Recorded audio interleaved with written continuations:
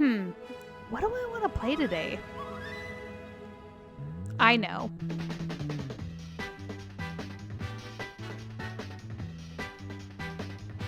Pokemon.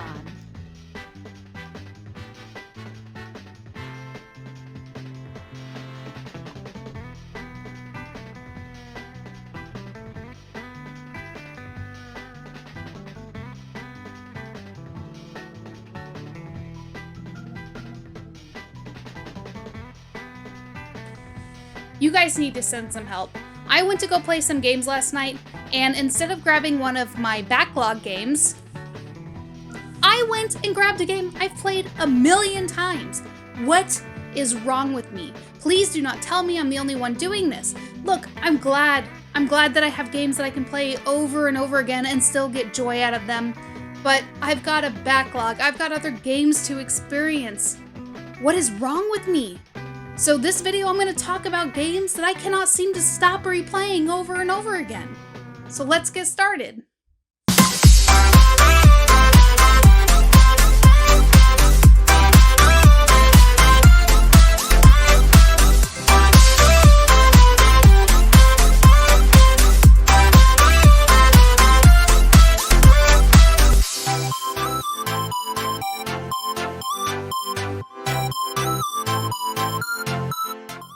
Okay, so just hear me out.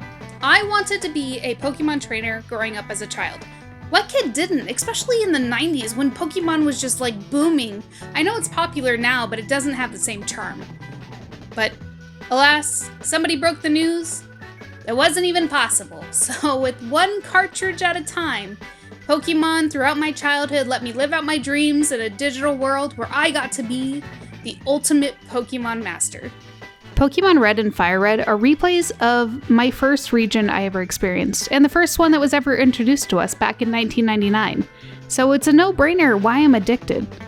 Pokemon Ruby defined my middle school years, and it makes me feel like it was one of the last strong entries that really resembled my childhood. Now, it's not to say that like Pokemon Diamond, Black, and so on were bad.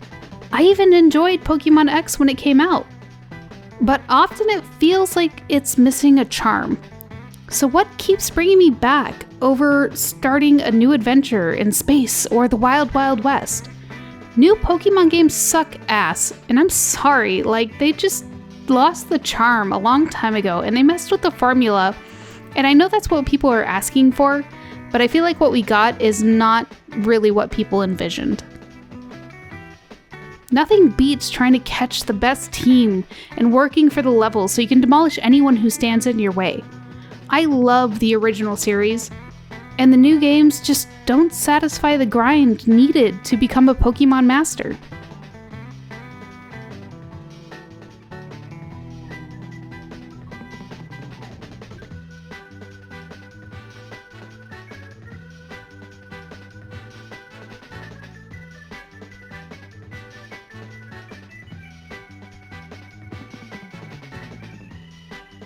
These nuts.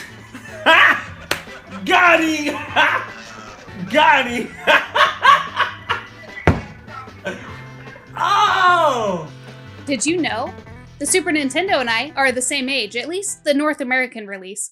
Born in 1991, me and the Super Nintendo have had a great relationship over the years, so let's get on to the next. We have been through a lot, so replaying one of my childhood favorites and arguably one of the best Mario games of all time is a must. From the hidden switches that help you throughout your journey to meeting Yoshi for the very first time, this game is a perfect mix of discovery and platforming that I really needed in my life at this time. This was a launch title, which is just impressive on its own. Nintendo in the 90s really could do no wrong, and I am so glad I was there for the experience. I think every time I plug in that cartridge, I'm just hoping to get a glimpse of that nostalgia or that feeling that I had of new discovery of video games and falling in love with something that would obviously take a very big role in my life later on. Who isn't addicted to Donkey Kong other than, like, obvious psychopaths? Playing through a game that likely defined me as a gamer, and then the sequel that said, "Hey you, thought the last one was hard? Take a look at this," fulfills everything I need in a game when waiting to revisit the SNES. I can't pinpoint exactly what keeps bringing me back. It could be the music, the level design, the challenges, and many secrets. Somehow I never tire of these replays, and I'm very curious why some games, for some people, can be replayed ad nauseum, and others not. What is making these games so special that I cannot stop grabbing them and putting them in, instead of going and grabbing one of the many other games in my backlog? Some of these games just have either great timing in your life, or they just are really that good and deserve the replays that they're getting. Good or evil? It's your choice in this Fable game that was likely overhyped, like most Fable games, but honestly, it's worth a play. You can work for money, buy a house, kill a guard, get a wife, and make yourself feel pretty at the local barber. The freedom of choice, which I feel like is often lacking in games, even when they're trying to trick you into thinking you have a choice, is not limited for this Xbox 360 exclusive.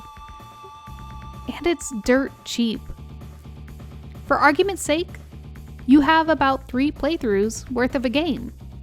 Good, evil, and neutral. I often go the good route on my replays, but off and on, I will want to destroy everybody around me. Depends on the day. Between the ability to upgrade weapons, appearance, your home, and leveling up in jobs, it's hard to stay bored while playing. One of the best aspects is that you get a doggo companion, which is always a welcome feature, given that I'm a doggo mom myself. Do I really need to explain myself? Mario 3 is not what made him a staple, but it made sure that he was here to stay.